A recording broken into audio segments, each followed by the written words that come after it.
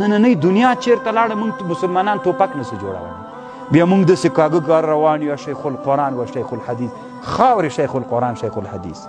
هسې طالبانو دا ټولې پردۍ خبرې دي دا زه چې تا ته غږېږم دا هم ټولې پردۍ دي کتاب ویلي دي موږ یې مازې وایو دا خو د موږ خبرې نه دي که نه ولې موږ نوي ابتکارات نسو کولی دا ټول موږ او تاسې همداسې په شریکه تللي وی هغه دریاب د هند ته مو ځان راچولی مړه سوي وی ځکه چې نن د کافرانو خبره ګوري تسبیح څه دی ما په لاس کې قسم په الله دا چین جوړې کړي دي دا چې د موږ د ذکر اسباب دي دا موږ نسو جوړوی دا نه چی سو هسې کاږه واږه بیا روان وي الله دې موږ په حال رحم وکړي خو خیر د تر اخره لږ را سره پاتې صحیح طالبانو ښه کیدای سي یو څه زده کړئ د یو دردمن عالم په حیث باندې درته غږېږم او هېڅ مې بل مقصد نه ده دردونه مې زړه کې ډېر دي د یو دردمن عالم په حیث باندې